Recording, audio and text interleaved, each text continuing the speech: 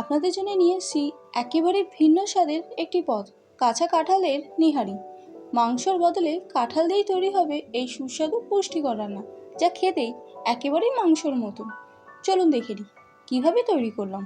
নমস্কার বন্ধুরা, আমি পায়েল, আপনারা দেখছেন পায়েলের পাকশালা ইউটিউব চ্যানেল। এখানে 1 কিলোর মতন একটা কাঁঠাল ছিল, সেগুলোকে ঠিক এইরকম ছোটো করে টুকরো করে নিয়েছি। এবার আসুন এই রান্নার আসল একটা মশলা বানিয়ে নিই। এই ফ্রাই প্যানের মধ্যে দিয়ে দিলাম 1 চামচের মতন গোটা জিরে, 1 চামচ গোটা ধনে, 1 ইঞ্চির মতন দারচিনি, 3টে ছোট এলাচ ও 4টে লবঙ্গ, সামান্য একটু জয়িত্রী ও সামান্য জায়ফল, আদি দেবো 1 চামচের মতন কাসুরি মেথি। এবার সব উপকরণগুলোকে আমরা ড্রাই রোস্ট করে নেব। আসুন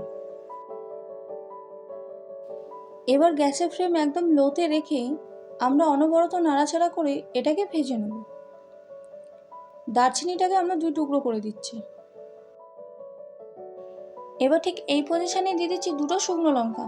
এই লঙ্কাটাকে আপনারা এখনও দিতে পারেন, মনে করলে প্রথম দিকেও দিয়ে নিতে পারেন।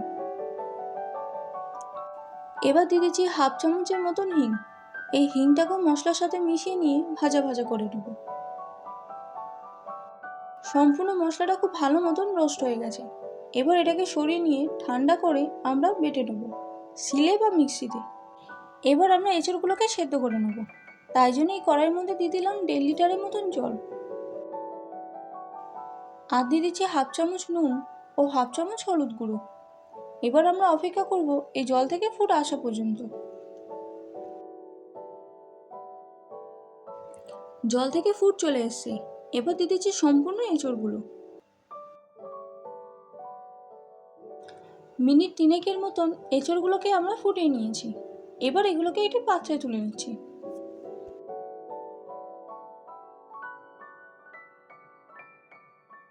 সম্পূর্ণ এঁচড়গুলোকে তুলে নিয়ে কড়াইটা আমরা পরিষ্কার করে নিয়েছি।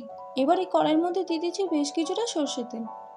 এখানে তেলের পরিমাণটা আমাদের একটু বেশি লাগবে, তাই জন্য 150 গ্রামের মতন তেল এখানে দিয়ে দিলাম। এবার তেলটাকে ভালো মতন গরম করে নিয়ে দিয়ে দেবো স্লাইস করে কেটে রাখা পেঁয়াজ। এখানে 3টে মাঝারি সাইজের পেঁয়াজ আছে।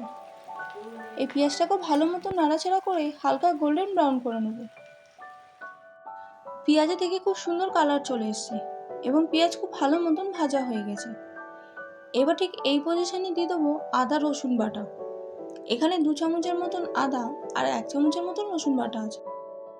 এবার এই আদা ও রসুন বাটাকে ভালো মতন মিশিয়ে নিয়ে কষিয়ে নেব। এই আদা রসুনের কাঁচা গন্ধ কাটিয়ে নেব।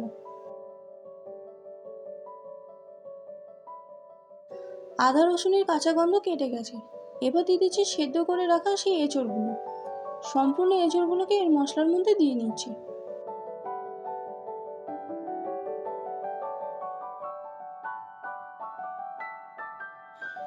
এবার এই এঁচড়গুলোকে মশলার সাথে খুব ভালো মতন আমরা মাখিয়ে নেব।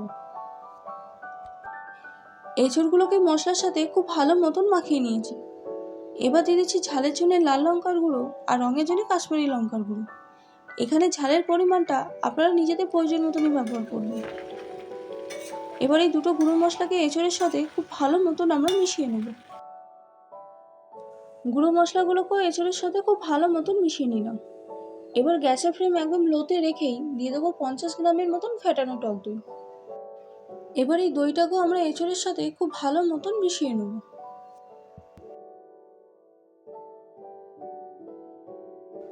এই দইটাকেও আমরা এঁচড়ের সাথে ভালো মতন মিশিয়ে নিলাম। ঠিক এইভাবে মেশাতে মেশাতে আমাদের এঁচড়টা কষানো হয়ে যাচ্ছে। এবার দিয়ে দেবো 2 চামচের মতো নিহারি মশলাটি, যেটা আমরা আগে বানিয়ে রেখেছিলাম। এই মশলাটাকেও এঁচড়ের সাথে খুব ভালো মতন আমরা মিশিয়ে নেব। এবার দিয়ে দিচ্ছি গরম জল। এই রান্নাতে অবশ্যই গরম জলটাই ব্যবহার করবেন। এবার গ্যাসের ফ্লেম একদম লোতে রেখে মিনিট 10 মতন এটাকে চাপা দিয়ে আমরা রান্না করে নেব।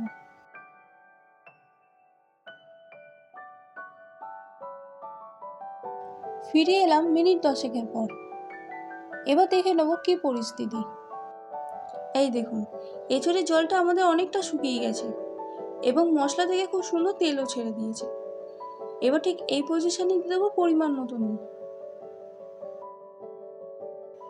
এই নুনটাকেও আমরা মিশিয়ে নেব। এঁচড় আমাদের মোটামুটি সেদ্ধ হয়ে এসছে। এবার দেখে নেওয়া যাক কেমন সেদ্ধ হলো। এই দেখুন, এঁচড় প্রায় 50% মতন হয়ে গেছে, আরও 50% মতন বাকি আছে। আর এঁচড়ের জলটাও আমাদের শুকিয়ে গেছে, তাই জন্য আবারও দিয়ে দিচ্ছি 1 কাপের মতন গরম জল। আবারও এটাকে মিনিট 10 মতন চাপা দিয়ে একদম লো ফ্লেমে রেখে দেবো, সম্পূর্ণ এঁচড়টাকে সেদ্ধ করে নেওয়ার জন্য। আবারও ফিরে এলাম মিনিট 10 পর। এই দেখুন, এঁচড়ের কি সুন্দর একটা টেক্সচার চলে এসছে। এবার আমরা দেখে নেবো এঁচড় কেমন সেদ্ধ হলো। এই দেখুন, এঁচড় আমাদের খুব সুন্দর সেদ্ধ হয়ে গেছে। এবারে এঁচড়ের মধ্যে যে অবশিষ্ট জলটাকে আছে আমি শুকিয়ে নিচ্ছি। যদি আপনারা চান শুকিয়েও নিতে পারেন, না হলে এরকমও রেখে দিতে পারেন। এঁচড়ের এই অবশিষ্ট জলটাকে আমি শুকিয়ে নিয়েছি। এবার ওপর থেকে ছড়িয়ে দিচ্ছি 1/2 চামচের মতন গরম মশলা গুঁড়ো। এবার এই গরম মশলাটাকে ভালো মতন মিশিয়ে নিলেই রেডি হয়ে গেল আজকের এই নিহারি রেসিপি, যেটা কাঁচা কাঁঠাল দিয়ে তৈরি করলাম। খেতে কিন্তু একেবারেই মাংসর মতন। কেমন হয়েছে অবশ্যই জানাবেন। আর ভিডিওটাকে লাইক করে চ্যানেলটিকে সাবস্ক্রাইব করে নেবেন।